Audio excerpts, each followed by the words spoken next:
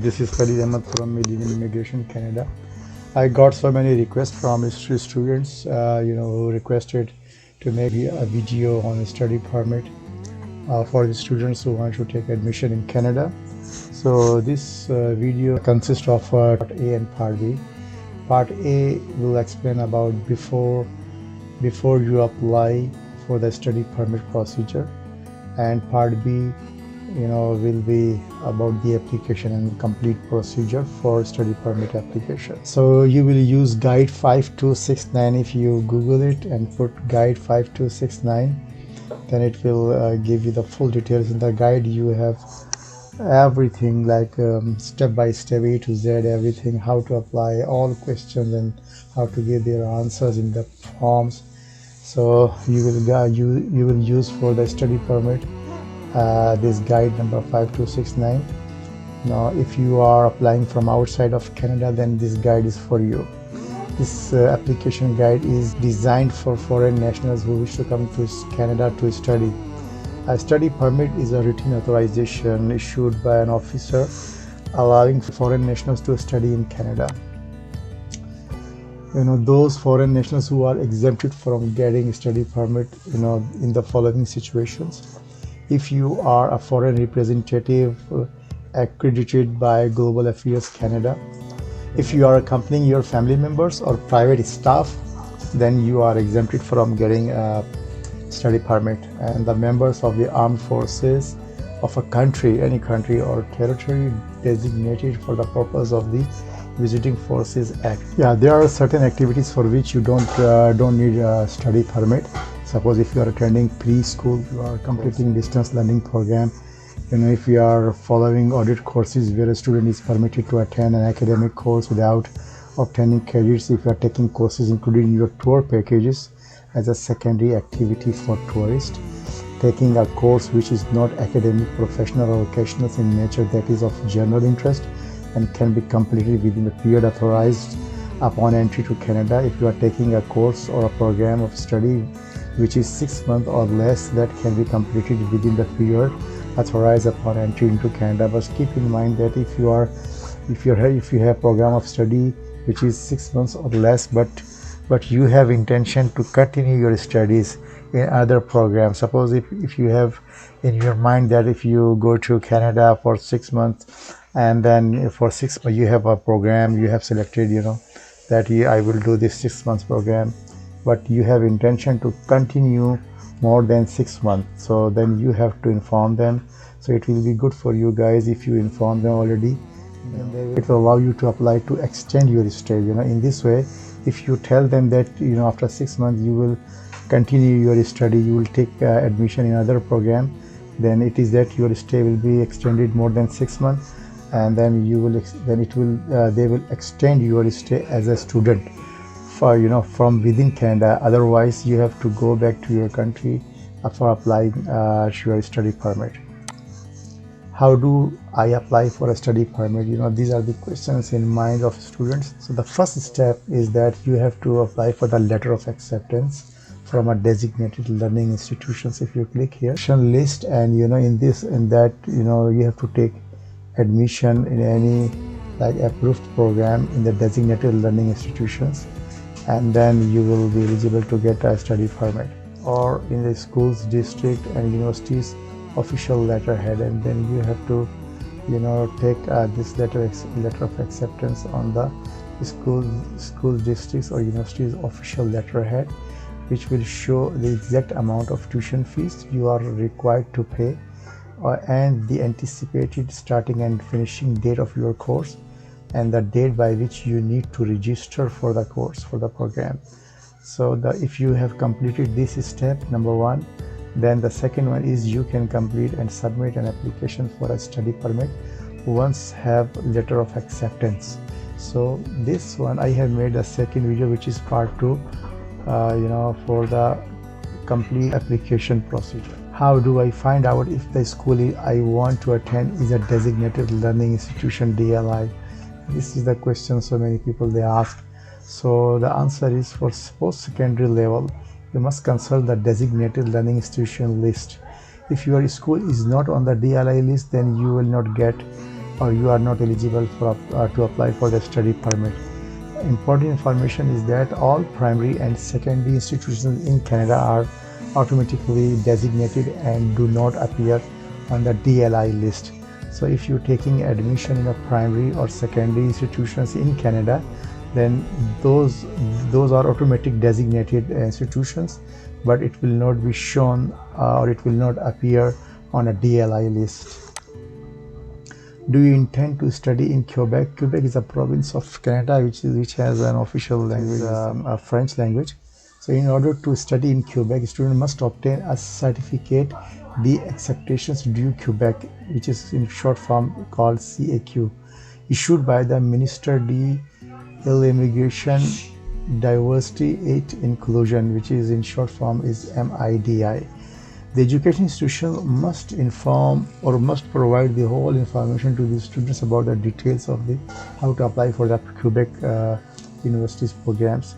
For residents of certain countries like France, Austria, Mexico, or the Hong Kong administrative regions, where there is a Quebec immigration services, you will find in these countries the department or the office of Quebec Immigration Service.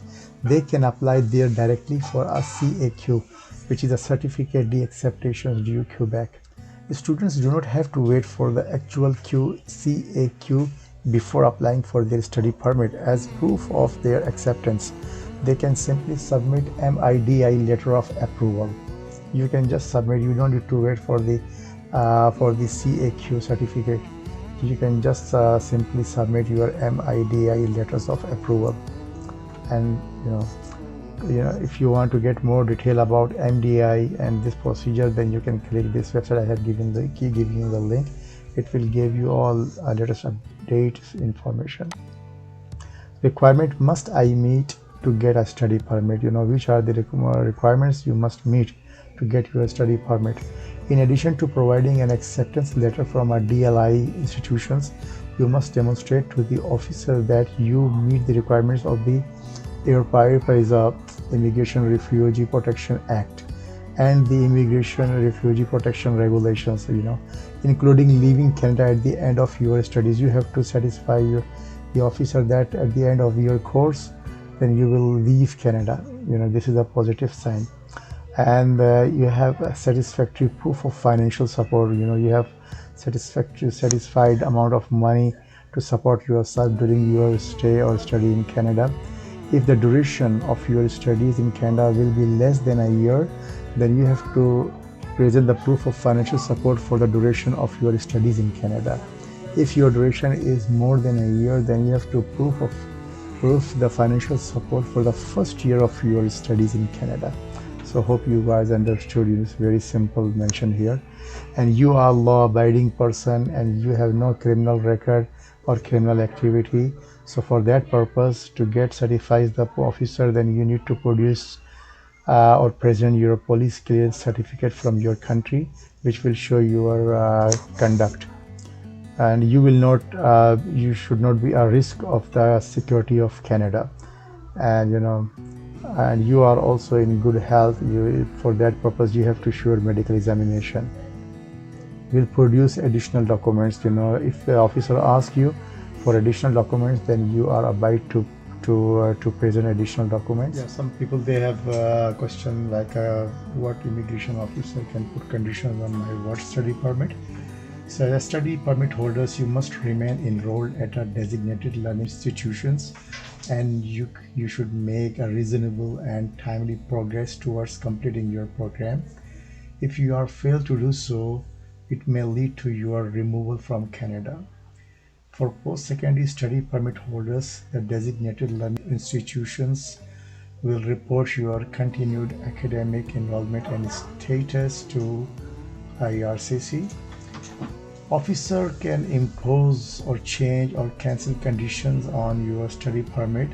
These are the following. You can see all these things here. He can change it and he can impose on your study permit or cancel the conditions. So all conditions mentioned down here.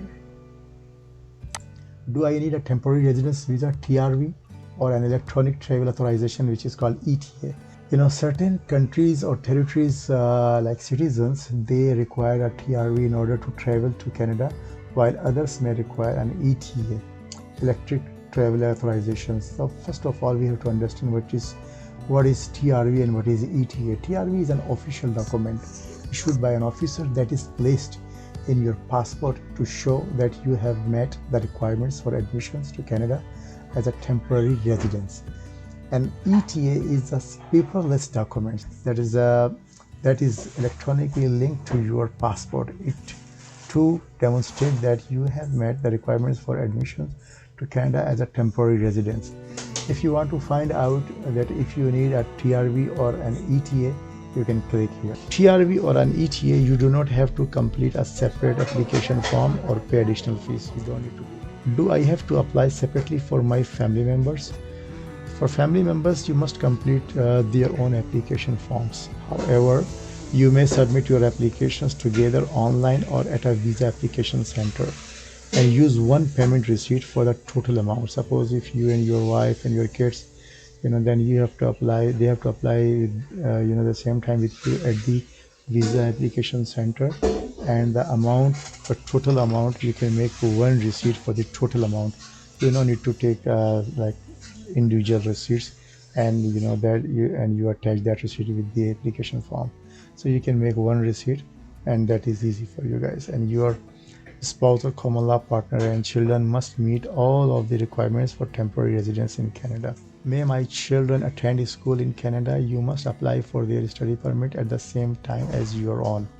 If they intend to join you at a later date, they must also apply for a study permit before coming to Canada. Custodian. Children 17 years of age or less coming to Canada to study without an accompanying parents or a legal guardians must still be in the care of a responsible adult in Canada. This person is the custodian. The parents or legal guardians in the country or territory of origin and the custodians in Canada must complete a notarized custodianship declaration, which is called IMM Immigration 5646, which is in PDF format. You can download and fill it up if you are a custodian. And there is a custodian. If there is a condition for the custodian, who is a custodian? Custodian must reside in Canada and be a Canadian citizen or permanent resident and must be 19 years of age or older. What about minors traveling alone? Minors children who are traveling alone must provide the contact information like name, address, and phone numbers of the custodian if required, who will be responsible for them in Canada. Information about the schools they will attend and a letter of permissions from one or both parents, and if required, a notarized custodianship declaration. So you have to provide all these things. May I work while I am studying in Canada? So many people, they have questioned. Yes, you can work as an international students. You may work under any immigration, refugee, and citizenship Canada's work programs for students if you meet certain eligibility requirements. If you want to learn more about you can work while you are studying in Canada, then you have to click this link. Studying and working in Canada as an international student will explain you everything. Some students, they ask question, may I work on campus without a work permit? There is a condition. If you have a valid study permit, if you are a full-time student enrolled at a post-secondary designated learning institutions, that could be a university or community college or college D in assignment, general ed professional, CGAP, or that could be a college of publicly funded trade college or technical schools, or a private institutions which is authorized by provincial statute to grant degrees. You may work on campus. So these are the conditions. You can work if you got admission in this type of learning institutions. May I work off campus without a work permit? This is very important. You are allowed to work off campus without a work permit for up to 20 hours a week during a regular academic sessions and full time during a regularly scheduled break, provided that. But there is a condition, which is that you hold a valid study permit. Hold means your study permit must not be expired. It must be a valid, and you are a full-time student enrolled at a designated learning institution and the program in which you are enrolled is a post-secondary academic, vocational or professional training program, or a vocational training program at the secondary level offered in Quebec. You also can work without a work permit out of the campus, and the program of study is at least 6 months or more in duration, and one that leads to a degree or diploma or certificate. Then you can, that program must lead to a degree program, must be a diploma program or certificate program, and it must be more than 6 months, and then you can apply, or you can work without work permit out of your campus. You continue to fulfill the terms and conditions of your study permit, as well as the conditions to engage in off-campus work.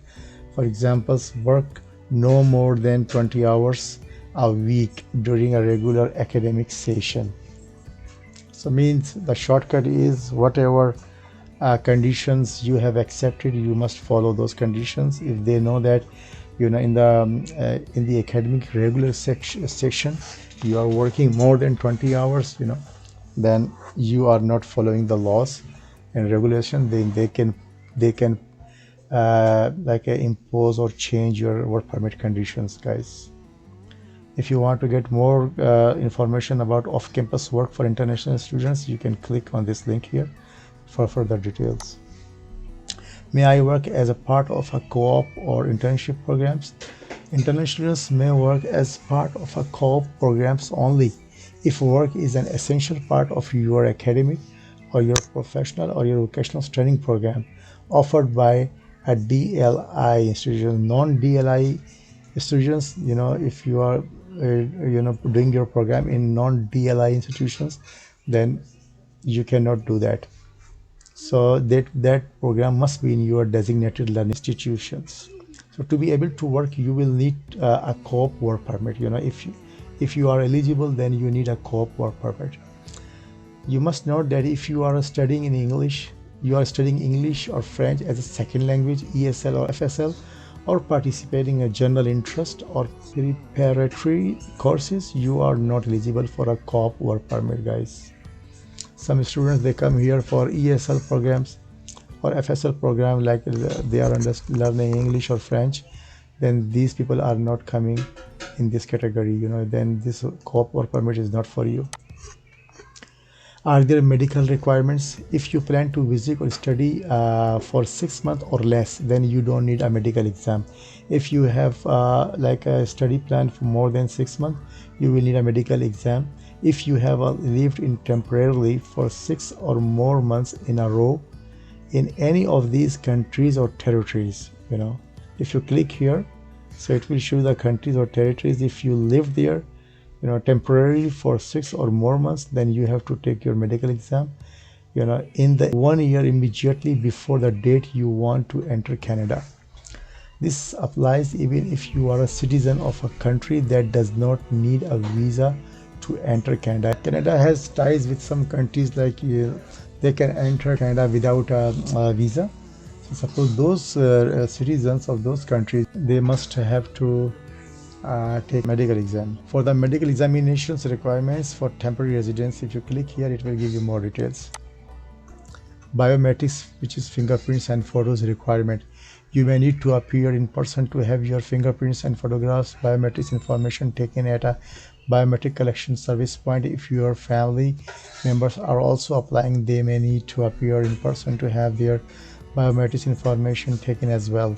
If you are in Canada as a visitor and you apply for an initial study or work permit, you need to give your biometrics. As of December 3, 2019, you need to give biometrics when you apply from within Canada. You can go to a designated services Canada locations here. Find out if you need to give your biometrics. If you click here, and then it will ask you a couple of questions, and then it will let you know you need a biometric or not. Note, if you need to give biometrics, fingerprints and photos, you don't need to include paper photos with your application. How often do you give your biometrics? Once in every 10 years. If you have given if your biometrics in 2020, so that will be valid till 2030. It will not expire. If you want to find out your biometrics status, then you can click here. When to give your biometrics: if you submit your applications online or by mail, you can give your biometrics after you pay for and submit your application and biometrics fees and get a biometric instructions letter, which is in short called bill, that will direct you to a list of official locations you may choose from. You are encouraged to give your biometrics as soon as possible after getting the bill. Whenever you get this letter, biometric instruction letter, then you have to see which location you have to go here, and then as soon as possible better you produce your biometrics. If you submit your application in person at a visa application center, you may be able to book an appointment in advance to give your biometrics at the same time that you submit your applications at a visa application center. If you can't give your biometrics when you submit your application, you will have to make an appointment at the visa application center to give them at a later date. Where to give your biometrics: you need to book an appointment to give your biometrics at one of these official biometrics collection service points. If you click here, it will tell you where to submit your biometrics. IRCC will start processing only your applications after they get your biometrics. If they don't get your biometrics, they will not start working on your application. So guys, hopefully this video will help you the pre-study permit application procedure. So the next video will be how to apply and what is the application procedure to apply for your study permit. So thank you very much for watching this video. Have a nice day. Take care.